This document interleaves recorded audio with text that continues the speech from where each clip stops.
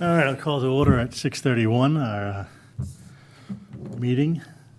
And we'll start with the Pledge of Allegiance. Please rise and join us. Pledge Pledge allegiance to the flag of the United States of America, to the republic for which it stands, one nation, under God, indivisible, with liberty and justice for all. All right. I don't believe we have any public comment or department comment update. So we'll start with the Whittier Regional Agreement Amendment Committee update. Okay, and I'm going to recuse myself as an employee of Whittier Regional High School. Maybe once I retire. So at our last meeting, we did discuss a little bit about the direction of how the meetings were going to be structured. And the chair of the meeting, which is Angus, was looking for topics that we wanted to have in the agreement. I thought overall it was a little bit productive, but the next meeting, which is in 2 days, I think will be really productive on the 7th, because we're actually going to start delving in and having some discussions. I did talk to Adam. He's on the building committee, and one of the things that were brought up is the progress of both committees has been on hold because they haven't had a set number of students that they were planning on building for. So it gets difficult to talk about seat allocations and things like that when you don't even know how many seats are going to be available. Fortunately, on the 28th of December, they did meet with DESE. So at our next meeting, we should find out exactly how many seats that they said we could build the school for. Whether or not it gets built for that or if it changes, it can still change, but at least we have an idea of where we're going. I know that at the meeting, one of the topics that they said they would like to discuss is seat allocation. I spoke up opposed to seat allocation being in the regional agreement just because I think that should be left up to the school committee.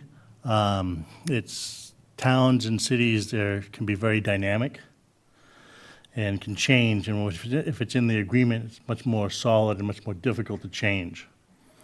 When I spoke to Adam about that, he said that maybe we could put in the language that would allow us to make it easier to change, which made me think about it a little bit. And I thought if we base it similar to how our current capital cost assessment is done and base it on the percentage of eligible students being the minimal amount of seats that are held for each town, I think out of the total number of seats available, I think that would make a little bit of sense, and we could put something like that in the agreement, and it would dynamically change along with the towns and cities. So that does make a little bit of sense. So I most likely will be talking to the committee a little bit about that. Does anybody else have anything else they would like to see discussed? No, I don't. Steve? No, I think we talked about it last time, just some of the. So we'll just move forward and get a really good update next time? Yeah. Sounds good to me. So with that, we'll invite Kathy back, and we'll move on to our really big agenda list here. It's an and all-nighter. discuss our U.S. bicycle route. So at not the last meeting, but maybe 2 meetings ago, the board had expressed a desire to see a couple of options in regards to the route that was proposed. Some of the options or some of the comments were geared towards trying to utilize the trail. And then some of the other comments that were made were in regards to trying to bring the route towards the center of town, down by our town center. So we had proposed a couple of options. We also worked with Kerry, who was the gentleman who had originally proposed the bicycle route and is taking on this initiative. And he was in favor of what we came up with, which was proposal 1.5. which is the dash line that you'll see as the route identified in your packet. And Kerry is on the call this evening if you have any additional questions for him. But again, Annie and I sat down and tried to really take into consideration the comments and feedback of the board in trying to get the routes to coincide with some of those key features in town. And what you see included in your packet is what we had come up with. It looks like there's two different ones. Is the red route, was that the original? That's correct. The red is the original route that was proposed, and then the green is alternative route number 2, and that takes you up by the trail, and then alternative proposal number 1 takes you, alternative proposal 2 takes you down the main School Street down to Town Center, and the proposed number 1 takes you down the actual community rail trail, and then over towards West Newbury, and then proposal 1.5 is similar to what was proposed as part of the original route where the connection was on the road over in West Newbury that they had already identified, but also tries to tap into utilizing the community trail as requested. And was any more thought into the road that they were going into that was closed? I'm sorry? Was there any more talk about the road that they were going into that was closed? No. And I'm not sure if Carrie had an opportunity to speak with West Newbury and/or the folks over at West Newbury in regards to that path and that connection point, but I believe that that connection point was preferred. I have talked to them, but they haven't, or I've communicated with them, but they haven't responded yet. They did propose an alternative while that bridge gets rebuilt. Awesome. So is there anything? But it wouldn't affect the proposed, either of the proposed alternatives in Groveland. Perfect. Then, does the board have any questions for Kerry? No, Kathy? No, I'm just trying to, the dash line takes you down. What road is that? The road, the printing on this is almost non-readable, so fill me in. Which roads are we on each of these lines? The first one I know was Center Street, right? The King. That's the red line? Yes, let me just pull up. Oh, God, because I mean, this is like, even with me going back and forth with my fonts, I still can't figure out. I mean, I kind of know the gist. That's 7 Star Road. That's what I thought, but it's got to be 7-star, and then coming off onto what? So basically, it takes the trail. If you're southbound or westbound, it comes off the proposed route on 7 Star, then takes Governor's Road to Garrison Street over to the trail. Okay, so Okay, that makes sense. the outer blue line is the trail, the rail trail? Correct. Okay, and so what's the green line that's inside of that then? That's School Street. Okay, that's School Street. Okay. This is making some sense now. All right. Oh, I see. Okay. And then, yeah.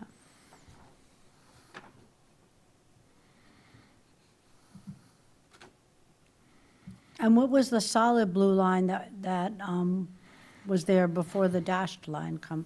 So that was alternative proposal number 2 from Georgetown, which is Route 97, Salem Street, which becomes School Street. Oh, okay, I And you got take you. a right at the intersection at Route 113 on Main Street to Okay. follow Route 113 Yep. into West Newbury. Okay.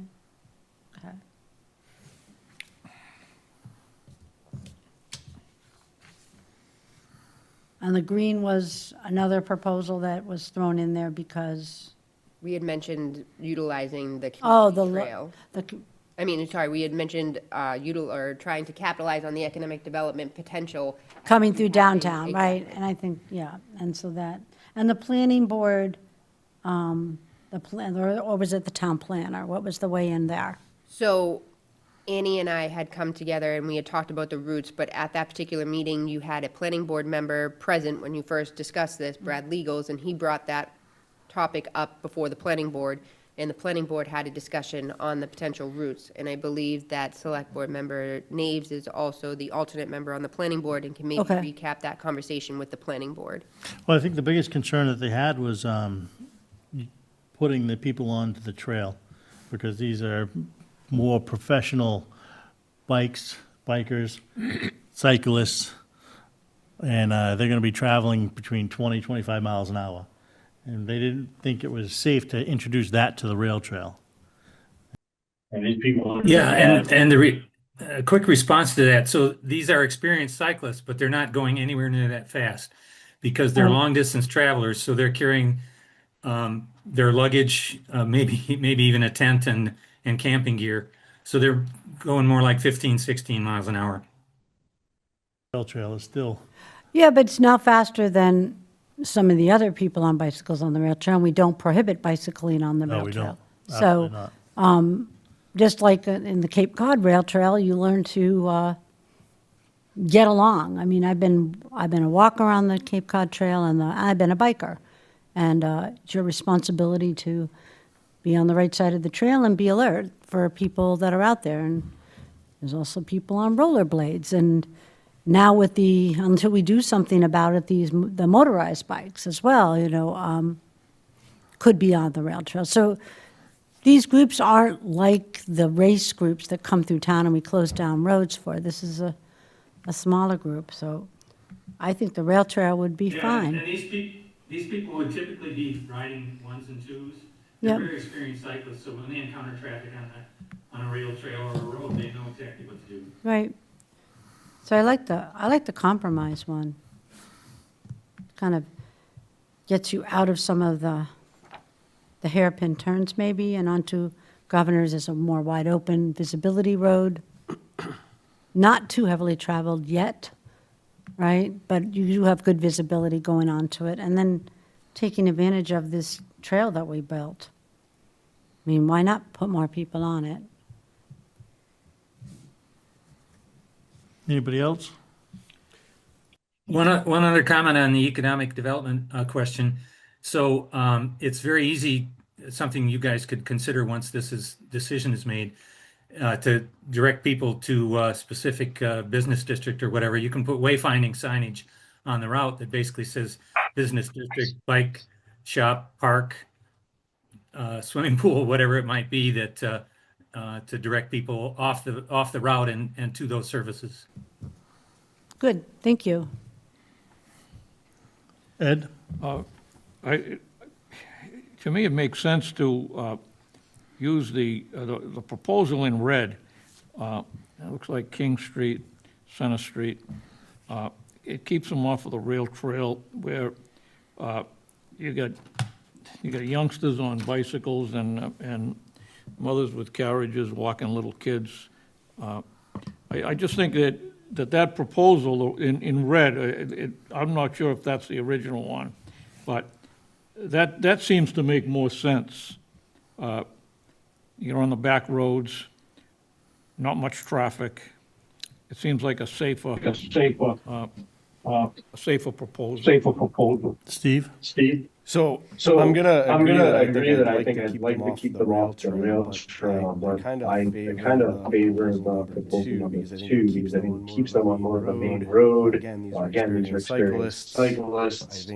I think it just those roads are you know, used to those handling roads are traffic. used to handling traffic. I do have some concerns. I do have some concerns about putting any more bikes on the rail trail, just given the number of kids. Just being honest. Yeah, and so as a reminder, that red route is what we originally proposed, and a discussion amongst you all, people said, hey, we want to get people downtown, we've got this beautiful rail trail, but the red route is what we originally proposed. What about you, Becky? Are there any parts of other towns that you are working with where a rail trail is involved? Or has it all been on streets? No, it's wherever trails are available, again, this is based on the East Coast Greenway, and their goal is to be 100% off-road. They're only about 12% right now, but so wherever there is a separated pathway, they've made use of it, and we're just following what they've done. But in this case, that wasn't available when the East Coast Greenway was mapped. Right. I'm for the rail trail. I think about when I go to Battle Road, it's just, I know that maybe that's a little bit wider, but I know that's just part of it, is just the busy trail. I think it brings you to, when we talk about safety, right? There's safety of the people on the trail, the safety of the people on the bikes. The red line, just my initial reaction was the safety issue. I just think about the turns, and I know that they're professionals, but I just worry about distracted drivers in general. At least the rail trail, it's, you don't necessarily have to worry about that as much. So I'm leaning a little bit more toward the compromise part. I think the green for me is definitely, I'm not putting them on a main road. I just think you kind of, the appeal of a bike is, and this kind of bike is to have some nature. So I think being on a path is a little bit more appealing. So I do like the blue. Are we all going for something different here?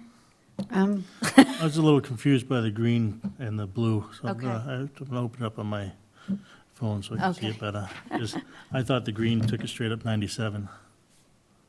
No. Oh, the Yes, green. yes, the green does. Green does, Yep. yeah. The blue doesn't. Yeah, so I like the blue. The Oh, blue. okay. Yes. Yeah. I was, makes when I more was, sense then. yeah, when I was talking about the green, I said those are just busy streets, and that's, I feel like that wouldn't be as appealing to ride on. So, if I could just follow up to point out some things. I lived off of King Street for a while, so I can tell you people do walk their carriages on babies and children on King Street because there's no sidewalk. So you have to use the street. If you want to go out for a walk, that's where you have to walk. And it does have blind curves. So, cars are aware, bicyclists have to be aware. Whereas the compromise route takes you onto a road, Governors, with line of sight is pretty good. You have a pretty good length of vision. You don't have the blind curves like you have on Center Street, and you're not getting into King Street, which honestly, with the amount of development that has occurred off of King Street, it's a different animal than it was when I lived off of it. The number of housing developments off of King Street have certainly increased traffic on that street. So I would not call King Street the low traffic flow that I used to be able to walk on 30 years ago. Whereas Governors has remained kind of same as it has been, and with the amount of homes on it. And I think the rail trail, the nice part about the rail trail is your line of sight. You're going to see them, they're going to see you. You have a pretty good line of sight the whole way down the rail trail. Not to mention, it's also just really pretty to walk along. It's very peaceful, it's nice. You'll certainly hear a bicycle coming if you're walking with your children or your dog, because I've been on there and I've heard it and I've seen it. So I think the compromise one is the best choice because it takes out the element of the blind curves and the winding, though scenic though it may be, but winding, very winding King Street with many different now housing developments off of it, accessing it for walking and driving and bicycling, whatever, because you have no other place to go. There's no sidewalk. So I think the compromise is the best choice. And again, if we're supposed to endorse it and say we think this is the best choice, I could not endorse the red route and say the same thing. I don't think it is, given the other options that we've been presented here. And I thank Annie and Rebecca and the planning board and anybody else who was involved in coming up with all these different ideas, because it certainly helps to see it all and think about it. I would like to be able to endorse a route myself, and I feel like that compromise in the middle there is the best of both worlds. So in terms of the blue route, it puts them up to Main Street at 7 Star. Or do you think they should go back down to Center Street? It's the dashy thing, then to Governors, right? That's what I'm looking at? Yeah. Yeah, that's what I'm looking at, and then to the rail trail. Are we looking at the same map? I think I understand Yeah, it. it's not the So you solid. want 1.5? Yes, that's the one. Thank you. We have to have our numbers straight. Yes. If we need to endorse, that's what I would endorse. Anybody else want to say anything more? Would somebody like to fly a motion? Sure, I'll make a motion to endorse, should I just say Route 1.5, as we understand it to be tonight. I'll second that. Motion is second. Any further discussion? Just as a technical point, so what MassDOT needs to hear from you guys is kind of a list of the roads that you support. So, so that the kind of the motion would say, we support this route on the following roads and trails. So a list of those would be should be included in text. I don't know if that needs to be included in this motion at this moment, but that's what MassDOT needs to hear from you guys. Excuse me, so the letter would include the following: King Street, Community Trail crossing left onto Center Street, rejoin the community trail, left onto Main Street at the end of the trail, across School Street, Gardner Street, Garrison Street, Governor's Road, right onto Seven Star Road, left onto Center Street into West Newbury. Yes. Perfect. So included. Any further discussion? So I'll call for the vote. All in favor? 3 in favor, 2 not. Okay. Are they opposed or abstained? Opposed. Okay. All right, thank you very much. Thank you. Thanks for your time, everybody. And now we go to field use permit fees. So this was something that we had talked about at the meeting, I believe, back, I want to say in the fall, about taking a closer look at our fees and making sure that they were reflective of the appropriate locations and the amenities that we have offered at the particular sites. I know this was also something that we had talked about ad nauseum when we decided to move forward with a CPC proposal for additional restroom facilities over at the Shanahan Fields as well as Washington Park, and making sure that we were charging a fee that would allow us to maintain those facilities.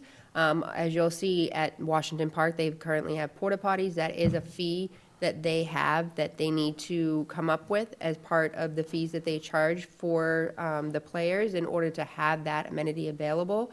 And so it would be a thought process of transferring that into a facility that would be managed by the town, since it is in fact on town property, giving us a little bit more of an ability to manage our property and take on the responsibility that is ultimately ours.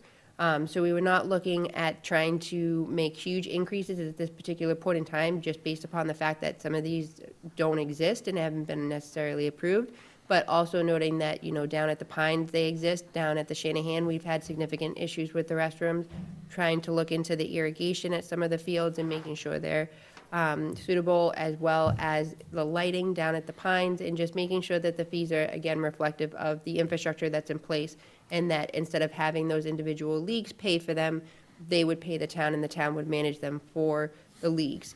Again, these were just ideas and things that we had talked about. We had originally had no fees associated with our fields just a few years ago. So as part of that initial conversation, we wanted to be mindful, and we just, for Pentucket Youth Leagues, just did a flat $200 fee, no questions. It was just, that's what it was. And then if it was an outside league or an adult fee, or excuse me, an adult league, we had different fees associated with the different uses, whether it be a clinic, whether it be a camp, whether it be a pickup game, and those fees were reflected and voted by the select board. But again, given the demands of the fields and then given the cost to make sure that they're maintained, we decided to have a bigger discussion about what we could do. So I know Select Board Member Stephen Baker had mentioned that he would take a closer look at what other communities had done and volunteered his time and efforts to try and gather some information.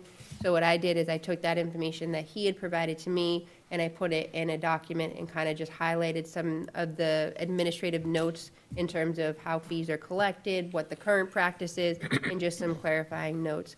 And that's what you have for you in your packet this evening. And I'm sure Select Board Member Baker can describe more about some of the information he provided, but this is just for discussion purposes. We really just kind of want to get this started and initiated. We would like to see a decision sooner rather than later if there is going to be an increase, just because the spring season is right around the corner, and we're already expecting to receive applications if we haven't already received some inquiries. So if there is going to be an increase, we want to be mindful of that and make sure that we're notifying the leagues. But again, that might not be something we want to consider now because they've already started accepting their fees from their players. So it might be something that maybe we wait for the summer, or we wait till the fall, or again, just start to have these conversations so that we can stay on top of it. I think an important piece of the information that we would need to help make some of those decisions is, what is the cost of a porta potty being put out there during their season? Because that's definitely going to be something that we need to see if that would help keep up the bathrooms, maintain the supplies. So and if that's something that they're already paying for, then that's not really an increase to them at all, to change our fees to match some of that. Me personally, I'm not opposed to putting some of the costs back onto the taxpayers for these restrooms, just because the people that use the fields is not limited to just the people that are using them for athletics. So there is a lot of other town members that do utilize the restrooms, particularly at the Pines, because there's a lot more going on down there. The playground in particular, you have a lot of parents, a lot of kids that utilize that. So I don't think it would be necessarily fair to put it all onto the people that use the athletic fields. Ed? Yes. I just hope that for use of the different fields, if it's a town organization, that they go at no charge. They're already paying taxes to support that, and I think it would be important to let them have the field use, like the pickleball court, town residents, pickleball court or the tennis courts, at no charge. It shouldn't be charging the people for that.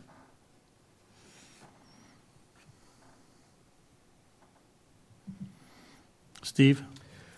So I think I obviously took a pretty deep look at this and looked at what some other area towns are doing in terms of how they're structuring their fees, both for in-town leagues and out-of-town leagues. And, you know, when you look at outside of the bathrooms, which I think is a separate discussion, and I think there's some information on the second page of the notes about some possible ideas for that. I think when you look at the overall fee structure, we're definitely pretty far out of alignment with how other local cities and towns are structuring their permit fees, both for in-town and external leagues that are playing.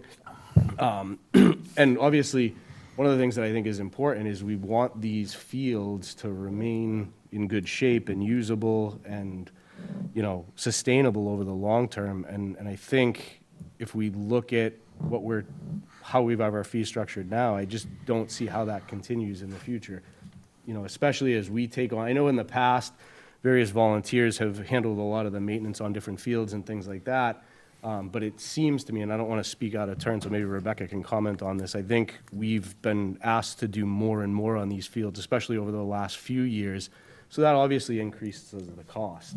And I think, you know, asking some of the leagues, whether they're in-town youth leagues or out-of-town leagues, to pay an equitable fee for use of those fields so that we can maintain them, I think that's important. Otherwise, we're going to get ourselves in a situation where those fields can't be maintained unless we, you know, find other money to do it. Another thing that came to mind for me on this, and Rebecca, I don't know if you have this info, but how much money did we take in receipts for permit fees last year? And do we have any breakdown of that information? So for fiscal year '25, we took in $12,800. And is that youth league versus external? How is that broken down? The majority of those came from external leagues utilizing, or non-resident leagues utilizing our fields. I imagine a big portion of that came from Strawberry Fields. That's correct.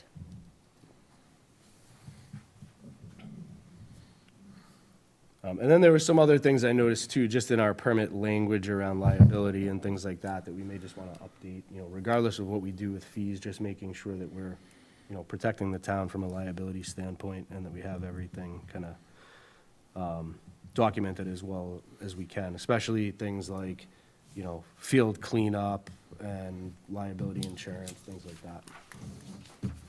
And it's not necessarily unheard of either. I mean, we have a town recreational basketball league, and we pay Bagnell monies to use the facility. So it's not like the fees, because people pay taxes, is automatically assumed. There are upkeep that is required, cleaning the bathrooms, making sure the doors are unlocked, things of that nature, that cost money. So having some type of user fee is not uncharacteristically of any town and/or current practice.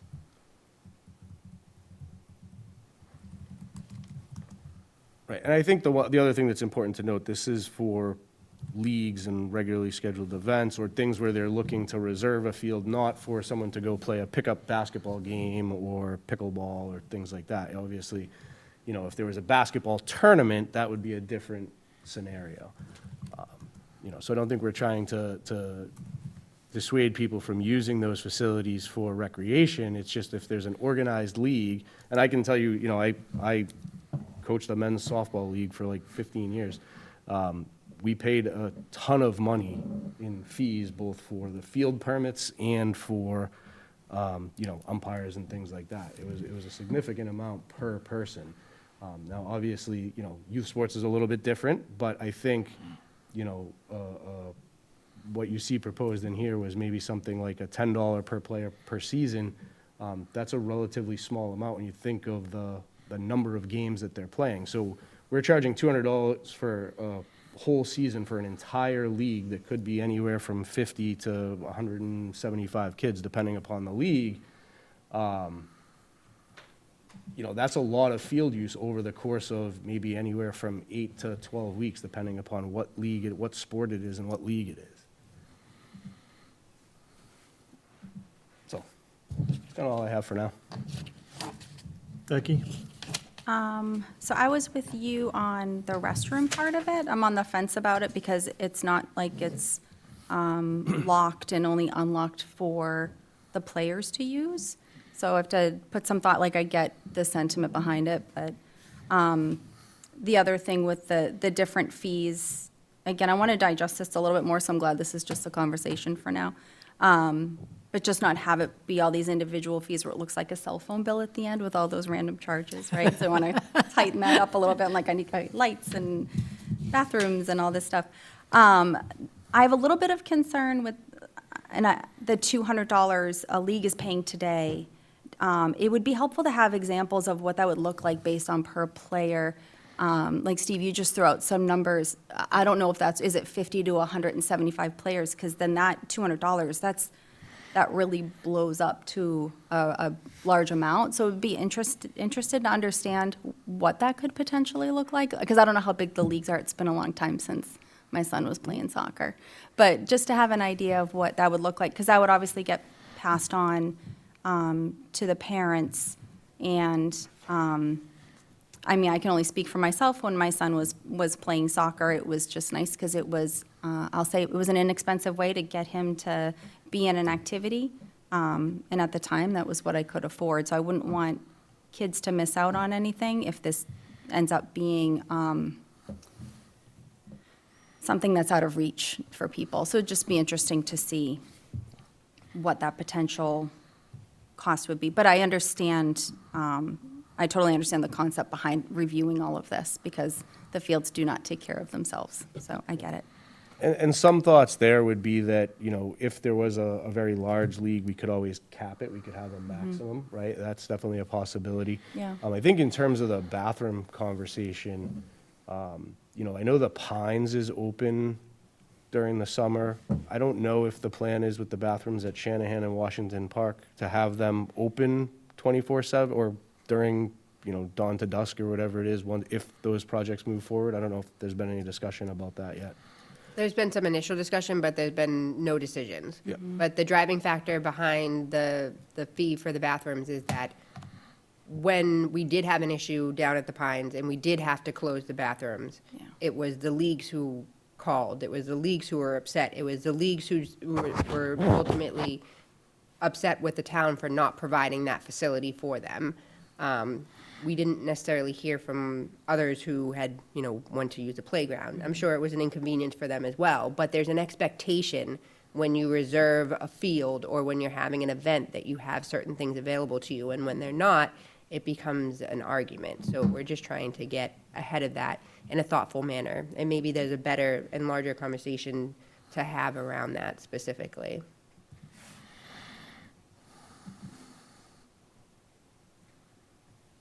Kathy? Yes. So I echo what the town administrator said, that we did start with some of these fees a few years ago in recognition that, there was some cost involved in the fields.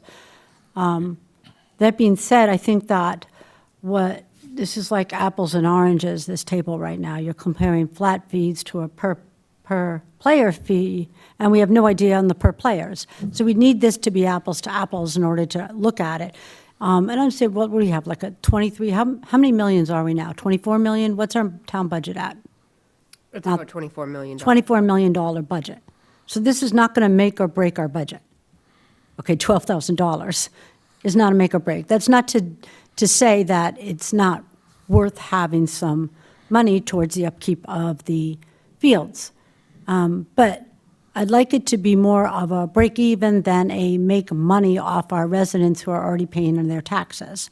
So I'd kind of like to see some attempt to quantify if we're taking on, fertilizing and mowing that other people have been doing instead. I understand the league saying we can't do this anymore, our volunteers are tapped out.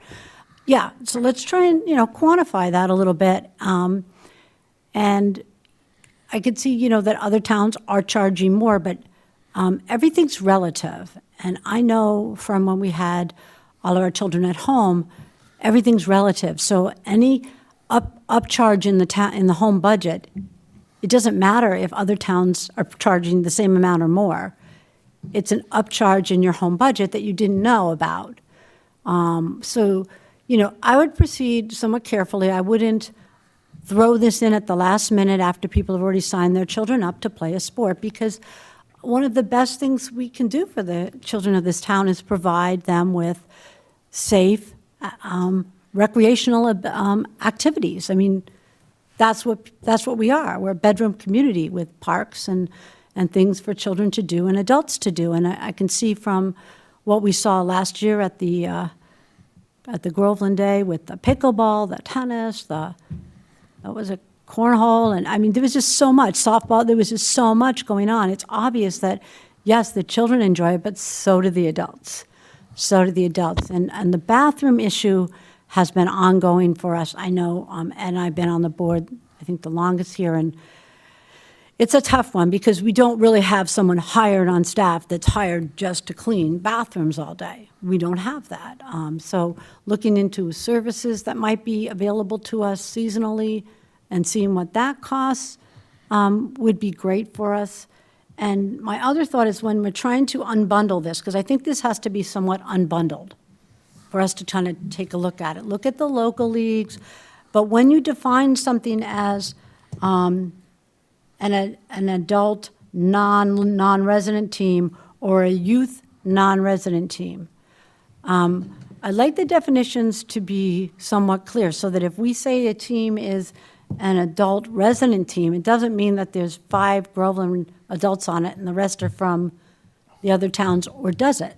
I'd like us to be clear on what we're defining as a resident team and a non-resident team, because I think that's important if we want to do a price differential based on that, right? What are we going to define as that? And then when it comes to like the private camps and clinics, that's where I'm a little more open-minded, because when we rent out a field to a private camp or clinic, it's no longer available to our residents during that period of time. So if that were something that, obviously, I don't know if we've rented anything out yet to these clinics or camps, but if we haven't, and we have time to look at that as a standalone issue, that would be one I'd be willing to take a look at and make sure that we're in the right cost range, price range for that. Because, again, when we say this camp has the soccer field or this camp has the softball field, we're telling our residents that they can't use it during that time. And so it would be fair to have a reasonable charge. The insurance requirements, I defer totally to our town administrator on that. I feel like she's the most expert in that area and should advise us if we need to do anything more in that area. And I also defer to her on the deposit and refund because they handle all that here, and I don't. I mean, I don't know how that back and forth works and what works best. And I see there's a note here that the current practice seems to be working well. And if that works well with our limited staff, we may not want to change that. The additional recommendations I would like to push off, especially the one on Corey stuff, to a future meeting, because I think that, first, let's take a look at, the unbundling these groups in here so that we can kind of look at what we're doing now, how much we're collecting. If we were to change it, what do we think we would collect, and how fair is that? Especially if it's a resident group, is it fair? Are we giving them another tax, another burden? Or are we just simply recovering costs that we're going to be spending to fertilize and mow and help keep the place up so they don't have to do it? Okay, I get it. The volunteer pool shrinks every year. And I thank our volunteers, especially in our youth sports, because without them, these fields would never look as good as they do today. So I do thank them for all the work that they put into it. And I want to get the input from the sports league. So if we do decide to change any fees, I'd like there to be time for us to publish it, have a comment period, and have a clear explanation of why we're changing it, not just to be like somebody on the other side of a fence, but, what are we charging? Why are we charging it? What is it going to help us keep the tax rate level, be able to provide the lights, the bathrooms, and the other facilities? Yeah, I want to do that. I want to be able to do that. So I'm open to this. I'm just saying I think we have to kind of unbundle this. It's a lot wrapped up into one spreadsheet, which makes it difficult. And just for one point of clarification, we took in the 12,800 for the fees for fiscal year '25, but we expended $22,458,000. Okay, and that's the thing that we would need to see unbundled and yeah, because, yeah, we expend that money, but we also have other town services that we expend money on, and we don't necessarily make one group pay more than another, right?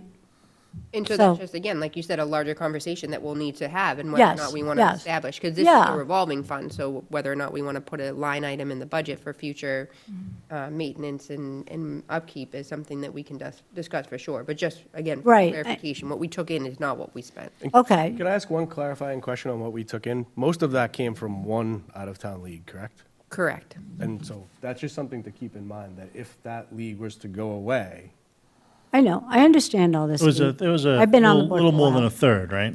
So they were, with the 50% discount that we offered, because for cricket, it's a 6-hour game, and it was $100. We reduced it to 50. It's $10,000. 10,000, so yeah, it's- Right. the 2,000 only came from one. No, Right. and I definitely understand where Kathy's coming from. I mean, when you look at a lot of the other services that we've been talking about in terms of pay-as-you-throw and trying to push the costs on, so it's not directly affecting all of the tax base. But when you talk about youth sports and things like that, to have that be something that's an option to spread that out a little bit more, make it more affordable for parents, I totally understand that, and I'm with that. And I'm not opposed to putting in an actual maintenance line item on the budget. Right, Because I think that's something that the town should have, because it's important to keep that up. And have that and understanding what type of maintenance there is, where the money's going, and without that in line item, I don't think we have that. right, Especially if we just rely on the fees to help, to actually just cover it all, versus try to help reduce the impact on the actual taxpayers. Right. Which is something that we did with the pay-to-throw, was more to reduce the impact versus cover everything. right. And just another point of information to point out that families have already been assessed higher sports fees at the middle and high school level in the budgets being balanced. So, when you start to look at whether to let all your children do all these things, it becomes a balancing act. So what type of information are we going to be looking for during our next meeting so we can have a more in-depth conversation? Right, and I think especially the camps, the use, I think like that's a simple one to tackle maybe first, if that's something that everybody is willing to tackle, is this rental out of our fields. Because to me, that's like a standalone, clearly identifiable issue. You're renting the field, you're taking it out of circulation from your residents to allow somebody to run a camp, and they're going to make some money, right? And I know initially we had a soccer camp person come in, and she wasn't sure how much would be generated. Now that there's been some experience with that, I would assume we'd have some information maybe to work on to know what would be a reasonable amount to charge, whether per child or whatever, for someone to use the fields, or per week, whatever makes some sense. I think if you want to break it down, I think the biggest thing we should focus on first is how we plan on charging, whether it's per person, per a standard fee, because I think that's where we're going to have to set the standard for moving forward, looking at all the amounts that we charge. Well, I thought the camp fee was a fairly easy one, because that could be a flat fee that we just assess for taking that field out of town use and allowing someone to run a camp on it. It's usually off-season, right, from our regular sports. We don't rent out the fields to a camp during the seasons. Correct, we have not yet. Okay, so the field is not in use, so to me, that's kind of a no-brainer. But, yeah, I'd be glad to look at the charges, whether flat or per player, as long as we define what we're going to consider to be the resident teams. How is that defined? Does it have to be under the umbrella of Groveland Youth Soccer? Or is it under the umbrella of Pentucket Youth Soccer? What is it? Define that, and then show me what we've collected in the previous year from that group and what we would expect to maybe collect if we were to change the fee. And then I think we got to allow an open comment period to hear back from people in the town, And Steve? just two things I would add. One thing that was brought up before was just around timing. I do think, given that a lot of the spring and summer leagues are already doing registration, this is something that will have to be phased in, regardless of what way we go. Exactly. And I also think, the $10 per player, maybe that's a long-term goal, but if we do go a per player route, maybe we start at something less, maybe it's $5. But I think moving away from that, just something to think about is that flat fee of $200 that we charge now. That's $200 if a league has 10 people or 200 people, and that makes a huge difference in terms of the impact on the fields. And I can confidently say that as someone who's been involved in a number of different youth sports in town, as well as the chair of the recreation committee for a while.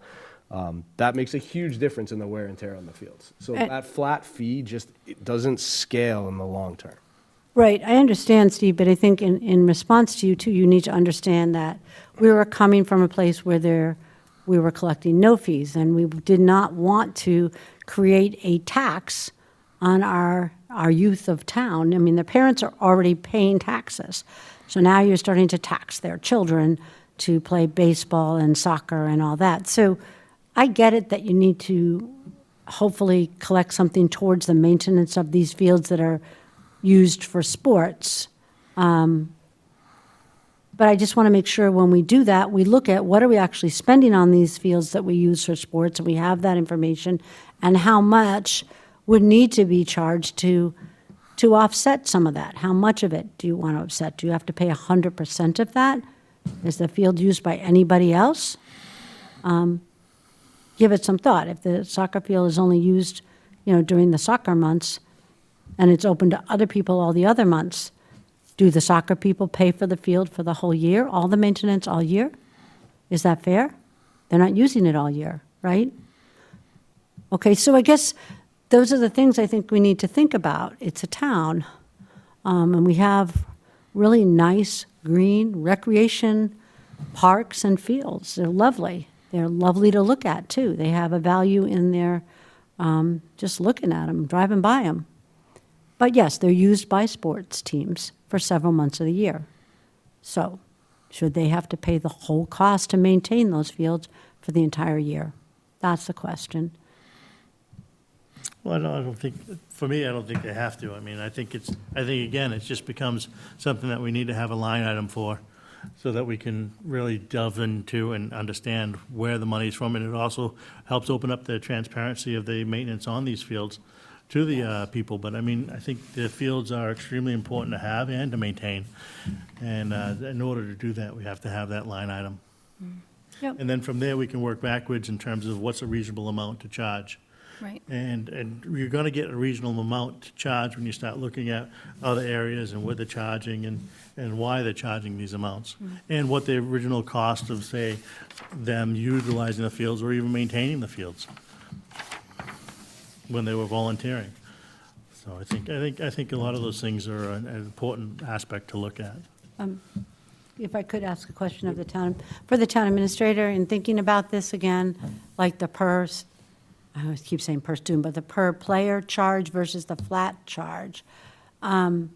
Is there some middle ground, like up to this many players, this would be the fee, and up to this? Because I would hate every year for them to be counting, and then, you have to be figuring out how much this league has to pay based on their count. That seems like a lot of work for not a lot of money that when you think about the size of our budget. I think Select Board Member Baker said that we could cap it. I think that Yeah. there's a middle ground there in Yep, terms of just okay, capping that- it after a certain amount of Yeah, players. so- I think that per player, there's a lot of validity behind that argument, for sure. I have small children, they play, sometimes there's a field use fee and sometimes there's not, but I still have to pay. Yeah. So that doesn't go away. But I think it's important to make sure that, to Select Board Member Baker's point, that if it's a league of 10 versus a league of, 350, that makes a big difference. And the league of 10 shouldn't have to necessarily suffer, or the team of 10 shouldn't have to suffer because of the team of, the league of 350. Well, exactly, but what I'm asking is that rather than having to, again, do this per player with cap, why not just scaffold it? 0 to this many players pays this to this pays that. I mean, Because- it makes sense, and it's much easier to administer than doing a head count. Well, the head count's pretty easy, because they all have to order, The shirts, okay, Jason, I got Have you. to count Okay, anyway, though, to get yeah, that. don't get the guys started on counting how many shirts they need for this league. But I think it's something scaffolded might be simpler and easier for everyone to understand, and fair, make it fair,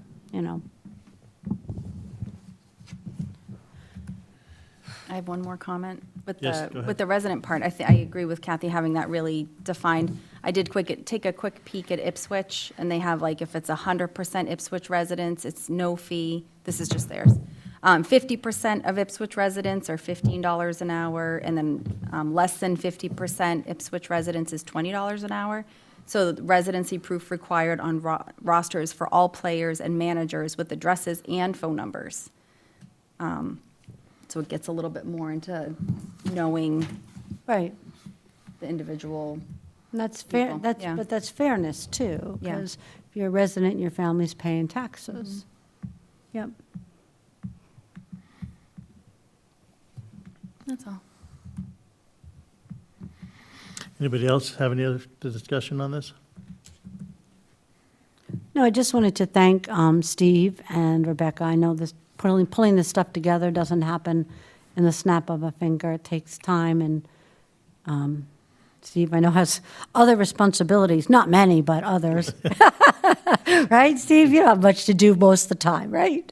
Sit around and look at. Not recreation much to fees. do. The kids take care of themselves. The job takes care of itself. And Steve has No, but thank made, you. lots of notes and things that he's going to take back and give us more information to discuss next meeting. Yeah, but yeah, no, I think it's a good discussion item. I like it. I like that we're pulling it apart and talking about it. Yeah, especially since we're coming up on budget season, it'd be really important to think about whether or not we should add that line item to the budget. So maybe we'll discuss that in the future and get a little more information on that and going forward. So, All right. We don't have any appointments or resignations. No approval of the minutes. We did that all last meeting. You're welcome. Yes. Older unfinished business. Yes. What you got, Kathy? A couple of basically questions.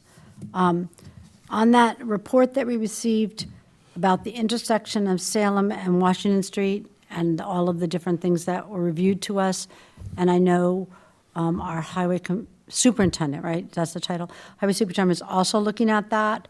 But I was wondering if we should schedule some time to talk more about the sidewalk that doesn't extend. I think they're talking about the sidewalk up on the other side of the intersection and the overlap of the possible parking situation into where the sidewalk is supposed to be. If I understood that correctly, is that an issue? The business that's on the corner there, and isn't the sidewalk supposed to be there too? Not the cars. Well, There's supposed to be a, The question is whether or not they're actually approaching onto the I believe so. If you look at it, there's nowhere to walk In order to there. make that determination, I believe you would have to have a survey done. Okay, So at this particular point, I don't think it would be a productive conversation until they actually do the survey for the lights. Because once they do that survey, the line's Well- going to be there, and then those cars are going to be okay, pushed. you just said do the survey for the what? When they put in the lights. What, are we talking about a stoplight? Yeah. Traffic lights. Okay, so I didn't know that we had just definitely decided to put a stoplight there. You said we Well, had those- that option. Those are the things that we're looking at moving forward. Right, but the thing that was brought to my attention was that if we were to put a stoplight there, most likely the traffic will back up on Salem Street in front of the homes of the people that are trying to get out of their homes at that same time. And so I would want to think about that, I didn't think that the stoplight was going to change any of the safety issues as far as the visibility. I thought that he pointed out that if we had the higher stop signs that were more visible with the raised with all-way stop on them, like I've seen in Bradford, if you cleared up some of the foliage perhaps on the overhead lines, maybe if it were possible, some of that visibility would assist as well. Was there a tree branch? All those things Okay, definitely would so- assist. But it does not stop the overlying problem with the intersection. And that's why the report was that it warranted a traffic signal. I didn't know that it meant warranted. I thought it meant that if you wanted to, we would be, not eligible, but what's the word? We met the criteria for us. We met, thank you, criteria. But again, I don't know if anybody goes like the back way to the Liberty Tree Mall. Have you ever seen what happens at that stoplight? It's so sad. Those poor people, they have all signs all over the place asking you not to stop in front of their driveways. And that doesn't change, that doesn't stop anybody. They're blocked in. And I guess my thought would be, for the most part, there's not yet a ton of traffic on Salem Street, except in that busy morning, afternoon hour, which is also when the residents in that area are going to try to be coming out of their driveways. So I guess I'm wondering if we need to have a public comment on that to see how folks feel about it. Whether or not a stoplight would back the traffic up more or keep it moving better. Well, I don't think you would look for public comment on that. I think you would have to look at the engineering report. Why wouldn't you want comment from the people that might be impacted by that? I want the comment from them in terms of whether or not they feel they would want to be impacted. Yeah. But that's different from whether or not how badly they will be impacted on. The engineer's report's going to tell you how badly they will be impacted versus how I feel.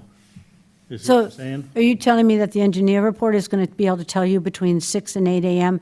how many cars will be backed up at that light? That's what a traffic report does, doesn't it? Tells you The what traffic report told us how many people traveled that road, but it didn't tell us at any one time how many cars were at that intersection. I don't think, unless I didn't. It had an hour-by-hour breakdown. So you could tell, like, at 8 in the morning. Okay, so we don't need another report. We can look at the report we have. In the report that we do have, to be fair, is giving you a breakdown of your short-term immediate things that you can do right away within the year that are not as costly, such as the signage, such as some other Right. things that they had recommended. Then it gives you a breakdown of their, more midterm, 1 to 5 years, things that we should consider about the realignment of the intersection, et cetera. And then it has your long-term, and your long-term is a suggestion for a traffic signal. But what I'm hearing is when it comes to that sidewalk situation, or the lack of the sidewalk there, that we currently do not have information on how much of that is the town's right-of-way there? I would think we do have that information. Why would we need another study? So you would need a survey to Okay. confirm whether or not and how far they're encroaching upon the right-of-way.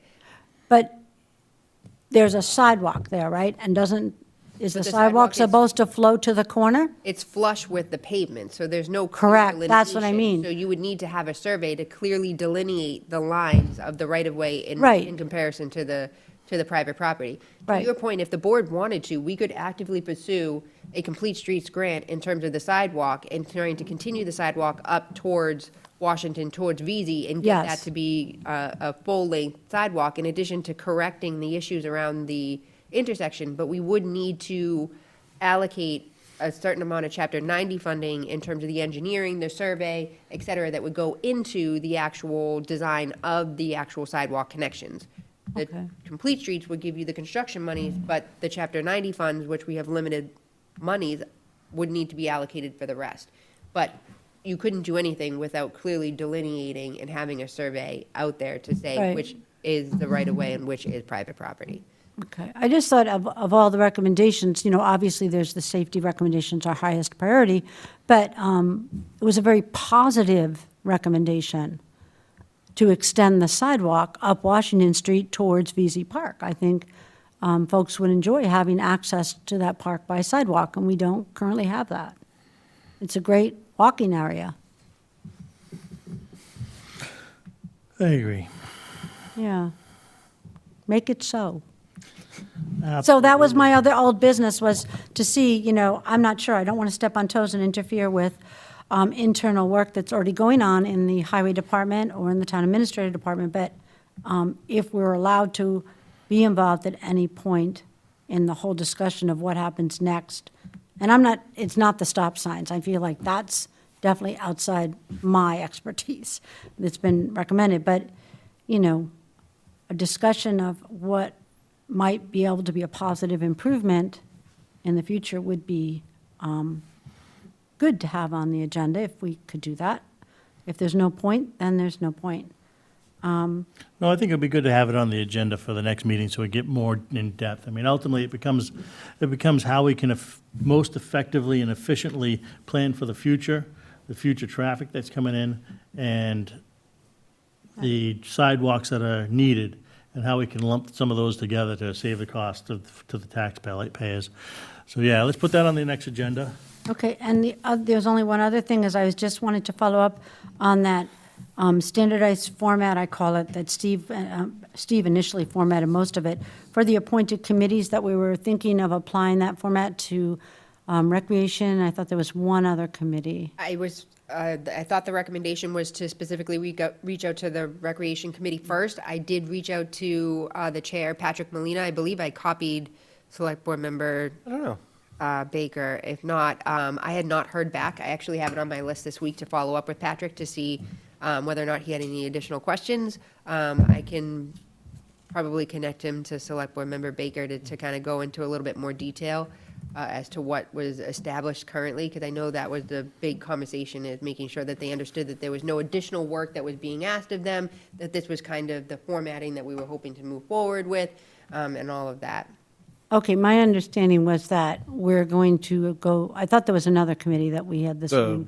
the Town Meeting Study Committee was the other one we were going to look Okay. at Yeah, eventually. so- I think we were doing recreation first. Right, and that one would be probably the easiest, because I think their mission statement's already written, and I thought the only thing we were looking for from Recreation was whether or not they wanted to give us, was it mission, or what was the other statement? Yeah, we it's mission and purpose. We had like a nice fancy word for like visionary. Wasn't there a vision thing? We were going to ask them for the vision thing. I didn't think we were going to ask them to redo the format. No, we just wanted their feedback on the mission and vision and any other input they had. I think they have a meeting coming up, don't All right, but I mean, if we're saying this is how appointed committees need to interact with town departments, then it should be universal for our appointed committees. One committee can't be held to a certain standard, another committee not. Agreed. Okay, so, yeah, can we kick that up and get that kind of out of the way before budget season? Because I feel like that's like a thing that could be tidied up quickly. Yes, I sent the email over to Patrick on December 15th. I have not heard back from him. I will send a similar email over to Joe Demore and ask for his feedback, and then I will give them a deadline of a week before your meeting, so whatever they submit to me, I can send over to you so that you can have that for discussion. Perfect, thank you. That's all. Old business. Awesome. Anybody else with any old business? No. Other items not reasonably anticipated at the time of posting? All right, we'll go to the town administrator time. Thank you, Mr. Chair. So just a couple of updates. First and foremost, just to let you know that we have appointed Colin Stokes as the Water and Sewer Superintendent. Colin's first day back with the town will be on January 16th, and he's very excited to rejoin the team and continue to work on the water treatment facility and the many other issues that we have before us.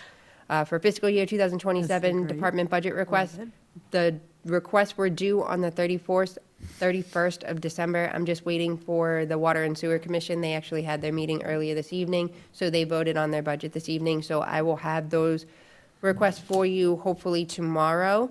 I will also be distributing them to the Finance Board. And just a reminder, these are the requests from the departments specifically. They are not the complete budget. They do not have any revenue. It is just what each individual department would like to request for the upcoming fiscal year. For the town administrator self-evaluation, I just wanted to let you know that I do have that schedule listed. I will be doing my self-evaluation, which I will be providing to the board on the 20th, so that you then have the month of February to do your review, so that you can get that submitted the following month in March prior to town meeting and the election. So that will be done. And then to let the board know with the VZ Memorial Park update that I took the feedback that was provided by the board at the last meeting about trying to get some real clarification from the Division of Conservation Services. So I did put together a memo and a list of questions asking for firm guidance from them as to how we move forward. And then also just to let the board know that there are 17 open elected positions this year, and they are listed in the memo. There's 2 select board seats, a Board of Health seat, 2 Lake Commissioner seats, 3 Board of Trustees, a Housing Authority member, School Committee moderator, Cemetery Commission, 2 assessing, Board of Assessor seats, 1 Planning Board seat, and 2 Water and Sewer seats. The town clerk will have more information available for you, and we will be getting that information out on the website and to the public. But from my understanding, nomination papers will be available beginning January 12th. And then, per standard, I provided a list of field use permits, important upcoming dates, special projects administration, a financial snapshot, as we had discussed at our last meeting. The one account that we are following closely is technology. We are trending very close there. I'm not really confident that we will be able to stay in the black. Hopefully, we will be able to, but we may need to talk about transfers come May. Again, this was the first year that we had assembled all of the department budgets with the technology items into one, so there has been some back and forth. Additionally, there was some unforeseen expenses when we moved to the regional dispatch and trying to do some of the cabling work, and some of that was covered under the technology line item. Maybe we can reclassify that in the May timeframe when we see exactly how much savings comes on the communication line item with the salaries, so that we can make that change and that can cover that. So that will bring that down, but I am getting nervous with that particular line item.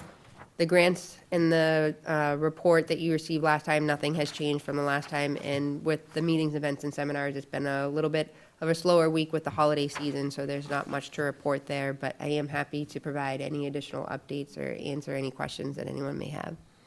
Anybody have any questions? No. Steve? Nope. Becky? No, I'm sorry with the technology thing, I get it. Yeah. It's tough. Yes, don't put off having them come out and fix your computer just because of it. Yeah.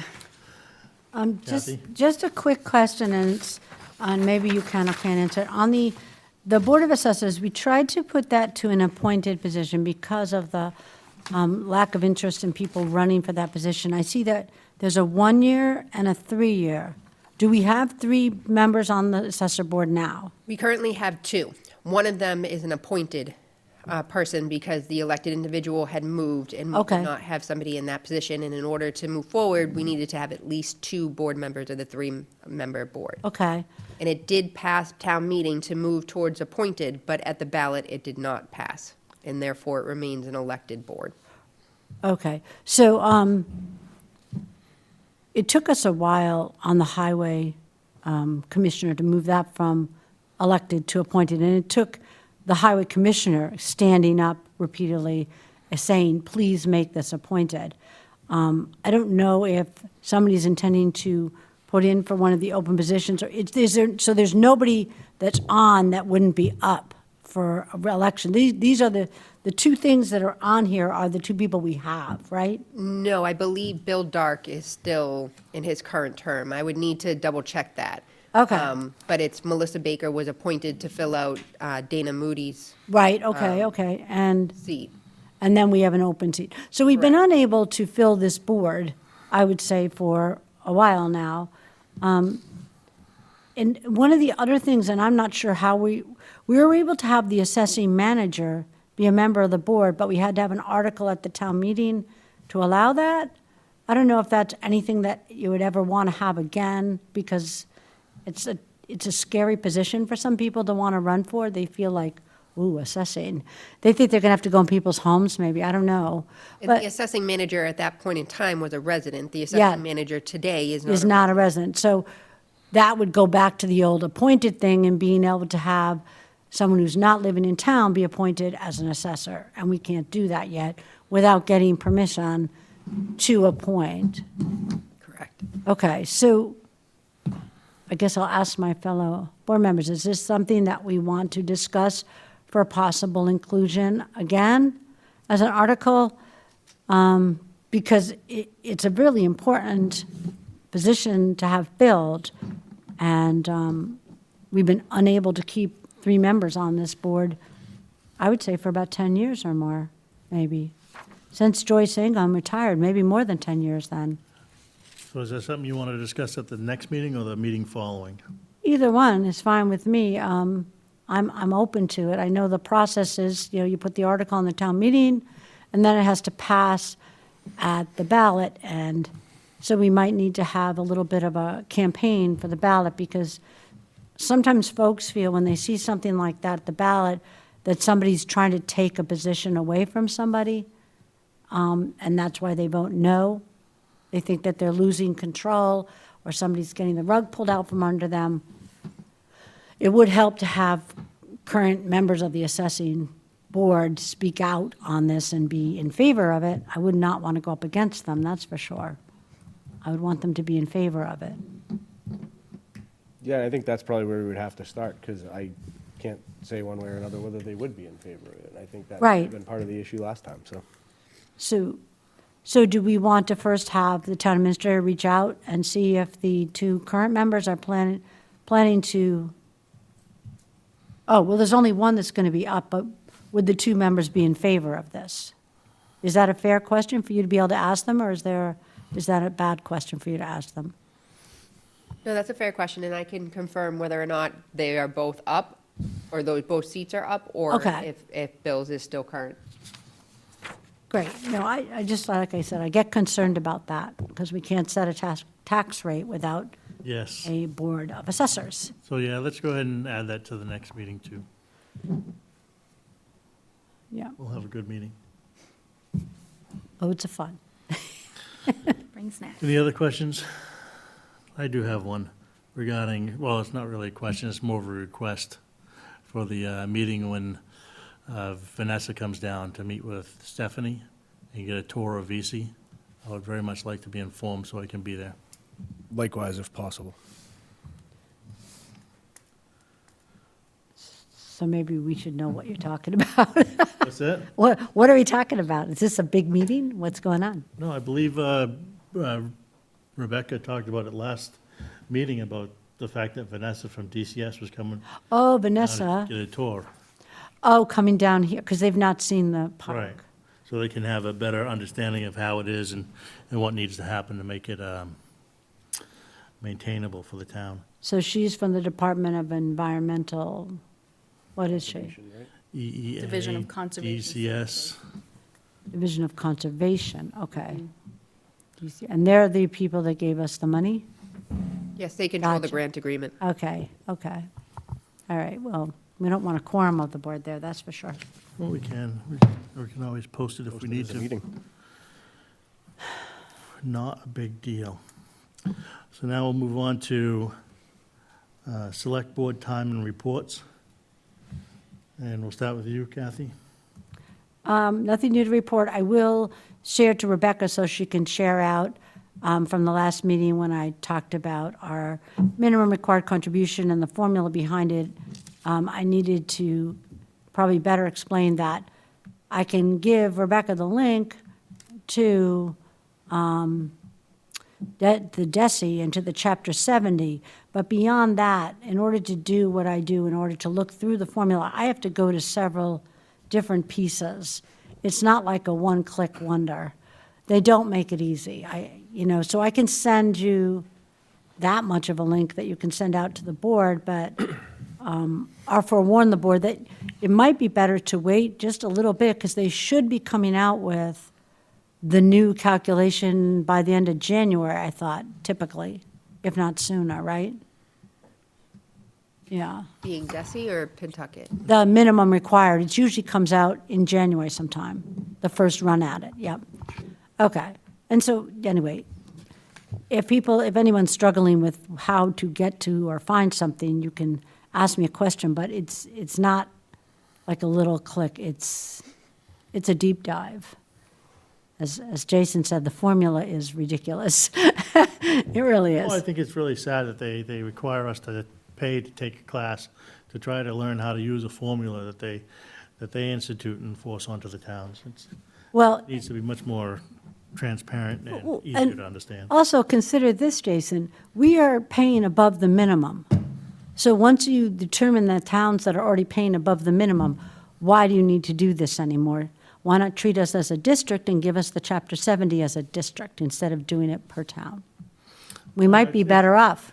It's hard. Well, I think we would be better off. I think the town that would suffer the most would be Merrimack, because they don't show that type of wealth that we have. In fact, No. I'm talking about the Chapter 70 allocation might be larger if we're treated as a district instead of as singular towns. individual. And since we all three towns are already paying above the required minimum, the minimum is a non-issue for us. We've always paid above the minimum. Yes, I So agree. we don't need it anymore, really. Yes. Becky? I have nothing. I will not be giving the board homework Nice. to look at a formula, so you're I good. know, headaches. Steve? Just want to wish everyone a happy new year. That's all I have today. Ed? Yeah, just one item. It was sometime last week, maybe the week before. They said several calls about Comcast being out, particularly like School Street area. And it was for an extended period of time. And I'm just wondering if we have any idea what happened, what took them so long? Do you have any idea on that? We do not. We also heard a lot of complaints come in about that particular issue. We reached out to Carrie Morrison, who is our government liaison, She said that they would send somebody out to reevaluate, but again, I think we had a couple of outages over the last couple of weeks, so we were kind of like, well, we're not saying anything's wrong now, but there was a lot of outages. Was there any planned infrastructure improvements? We all saw a bunch of trucks out, at least on Main Street, a couple of times, but they did not give me a real clear answer. But after we had talked to them, the outages didn't really persist, so we didn't really follow through. But we can follow up again to try and get a clearer answer. Yeah, good idea. I know they were working on it. I saw them at 7 o'clock on a Sunday morning. They were out on 97, working on the lines, but it seemed like it persisted for quite a while. It did. They had a hard time finding whatever the problem was because they were up and down all sorts of Main Street, 97, King Street, all over the place. Is that it, Ed? That's it. All right, I have a couple things. First, I want to thank Becky for chairing the meeting. She did a phenomenal job. Thank you. You're very welcome. Thank you. Got your back. Woo-hoo. So this was a little bit of preparation for next season, hopefully. And then I would also like to congratulate Jen Peterson, our town clerk, for having such a great success in her first few months as our town clerk, and thank her for the update that she provided us to read. It was very well thought out and very informative, and I think it's important that we get those that type of information, not only to keep us informed, but the ability to help utilize this platform to inform the public. And I thought it was very, very important that it was read, and I think Becky made a really good decision to read it. So, and the only other thing people I'd like to thank is the highway department, with these little pop-up storms that have been happening. And I think they've done a fairly good job at keeping everything as best as they can with the limited amount of staff that we have. I know I've looked on social media, and there's been some talk about the sidewalks and how icy everything is. But that's a part of being in New England. And the highway department is doing the absolute best they can, and they're doing a good job. So I did want to say that as well. So if there's nothing else anybody else would like to say, I will entertain a motion to adjourn. Motion to adjourn at 7:52 PM. Second. Motion and a second. All in favor? Yep. Unanimous. Thank you. It's a wrap.